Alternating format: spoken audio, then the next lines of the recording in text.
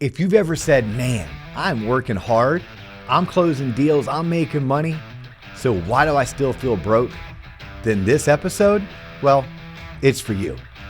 Because the issue most of the time is not income. It's not talent. It's not opportunity. It's not the market.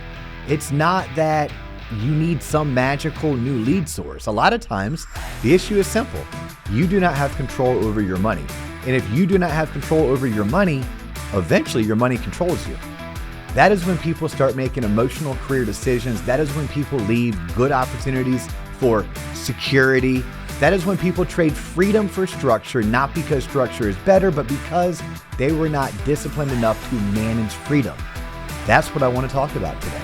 I want to talk about budgeting, but not in some boring spreadsheet only bean counter kind of way. I want to talk about budgeting the way it actually matters. Budgeting as freedom, as stability, as peace. Budgeting as the thing that allows you to stay in the game long enough to win. Because here's the truth. And for most of us, we like the truth. A lot of people do not fail because they cannot earn. They fail because they cannot manage. And that is fixable. So today I'm going to give you the steps. I'm not going to talk about theory. I'm talking about actual steps. So let's get into it. First, you have to understand this. Budgeting is not punishment. I know it's going to feel that way, but I promise you, it is not punishment. A lot of people hear the word budget and they immediately think restriction. They think, great, now I can't enjoy my life. That's not what a budget is. A budget is just a plan. That's it. It's a plan. It's you telling your money where to go before your impulses decide for you. Without a budget, every month becomes reaction. Every expense feels random. Every slow month feels like a crisis. Every good month gets treated like a celebration. And then you live in this cycle where you make decent money, sometimes even great money, but you never feel settled. I'm Dustin Owen, and this is The D.O. Show. They don't teach this shit in school, but they should. I'm Dustin Owen, and for the past 20 years, the mortgage industry has been my classroom. I've helped over 2,000 families become homeowners, built $1 billion mortgage operation from scratch, and earned my way into the top 1% of income earners worldwide. Along the way, I became a real estate investor, a business owner, and have invested in over 20 tech startups, even hitting a 20x return on one of my investments. This isn't theory, it's experience. Welcome to The D.O. Show, where I teach the lessons life taught me the hard way.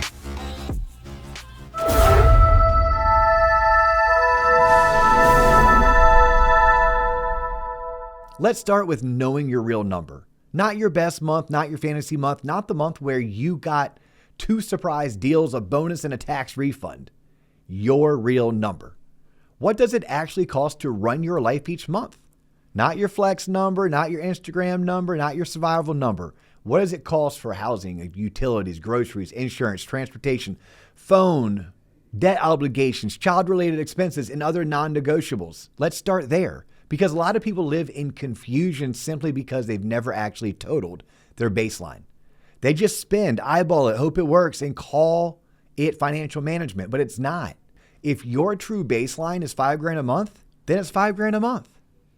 Because if you know that number, now you can build around it. Now you can plan for it. Now you can stop acting like every month needs to support a lifestyle designed around your peak income.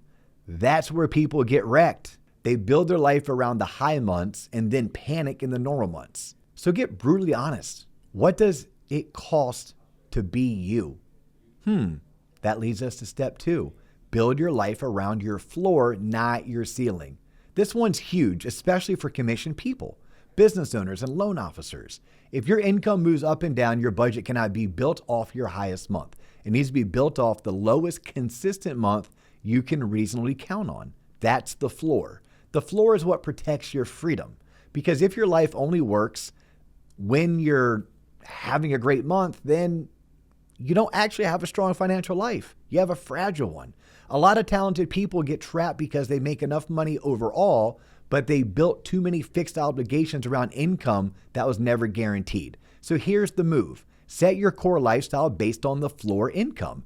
If you make 5 one month, 12 the next, 3 the next, and 9 the next, don't live like a 12. Don't even live like a 9. Build around the number that keeps you safe. That doesn't mean think small. It means build smart. Then when you have a big month, you do not instantly expand your life. You strengthen your position. That's how adults do it. That's how winners do it. The next step is separating needs from wants and ego. This one stings because most people do not have a money problem. They have an honesty problem. They call wants needs. They call impulse reward. They call lifestyle inflation motivation. They call ego spending, I deserve it. No, you wanted it, so you bought it. Now your money is tighter. Let's just call the thing what it is. A strong budget forces clarity. Needs are things that keep your life and responsibilities functioning. Wants are things that improve life but are not essential. Ego spending is what you buy because you want to feel successful, look successful, or temporarily soothe stress. That last category ruins people because it's rarely one giant purchase. It's constant leakage, eating out too much, upgrading everything, subscribing to nonsense, buying convenience every time life gets hard, using money to medicate pressure. And then when the market gets tight or deals slow down, people suddenly say the income is the problem. Well, sometimes it is. A lot of times it isn't. So go line by line. What's a need? What's a want? And where is ego getting in the way? That exercise alone can change your life. Step 4 is creating margin before you create lifestyle. This is when discipline starts to matter. When extra money comes in, do not immediately spend it like it's a permanent. Create margin. Margin is what keeps a slow month from becoming a disaster. Margin is what keeps you from taking the wrong job out of fear. Margin is what lets you make long-term decisions instead of desperate ones. If you are in a variable income business, margin is not optional. It is part of the job. That means when the money comes in, some of it needs to stay put. Emergency fund, buffer account, tax reserve, debt reduction, whatever your weak spot is, start reinforcing it. Because the goal is not just to make money. The goal is to keep your options. And options come from cash, not from vibes, not even from your confidence, not motivational quotes, cash. Or as Randy Moss would say, cash money, homie. I love step 5. Step 5 is give every dollar a job. Here's where budgeting starts to get practical. When money comes in, do not just let it sit there and slowly disappear. Assign it. X amount goes to bills. Y goes to groceries. Z goes to debt. This goes to savings, that goes to taxes, and whatever is left, well, that's what goes to fun. Yes, fun. Fun should be planned. Why, you may ask? Because planned fun keeps you from uncontrolled fun. A lot of people blow up their budget because they try to act like they're never going to want anything. They snap, then they overspend. Build a plan that real life can survive, but make sure the plan, it's still a plan. It's not a wish. It's not a hope. It's a plan. It's not chaos with a banking app. Every dollar has a job. Step 6, simply put, review it every week, not once a year. This is where most people fall apart. They make a budget once, they feel responsible for 14 minutes. Then they never look at it again. That's not budgeting. That's journaling. You need a weekly money check-in. It's only going to take you 10 to 15 minutes. What came in? What went out? What is coming due? Did you overspend anywhere? Do you need to adjust? Because budgeting is not static, it's active, especially if your income fluctuates, especially if you have kids, especially if you're self-employed, especially if you're in sales. Your money needs attention. It doesn't need obsession, just attention. And the more attention you give it, the less fear it creates. Sending us over to step 7, learn to say no before life says it for you. This is the biggest lesson of all. If you do not say no to small things, life will eventually say no to big things. No, I'm not upgrading that yet. No, I'm not taking on that payment. No, I'm not pretending this expense is harmless. No, I'm not going to sabotage my freedom for temporary comfort. Because when you cannot say no, you lose that flexibility. And when you lose flexibility, you start making bad decisions. That's how talented people end up trapped. Not because they weren't capable, not because they didn't have discipline. And I want more for you. I want you to be able to handle a slow month. I want you to be able to stay in business long enough to make it to that next level. I want you to have the freedom to choose instead of being forced to react. That is what budgeting actually gives you. It's not about limitation, it's about leverage. So let me land this softly and smoothly for you.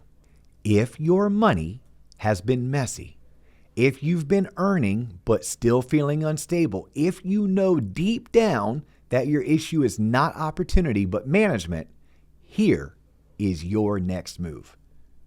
Know your real number. Build off your floor, not your ceiling. Separate needs from wants. Create margin before lifestyle. Give every dollar a job. Review it every single week and learn to say no. Do those 7 things and you'll stop feeling like money happens to you. You'll start leading, and when you start leading, that's when everything changes. Look, I'm Dustin Owen. This is the DO Show. If you've liked this episode, do yourself and do us a favor, subscribe to our YouTube channel. If you have questions, load up the comment box on YouTube. If you've tuned in on Spotify or Apple, we say thank you. Be sure you give us a 5-star review because that's how the algorithm knows that this content doesn't suck, and it then gets it in front of someone else who would benefit from content just like this episode or other episodes that we put out. Best of luck to you. Remember, this is a marathon and not a sprint, but you do get better one step at a time by becoming 1% better per day.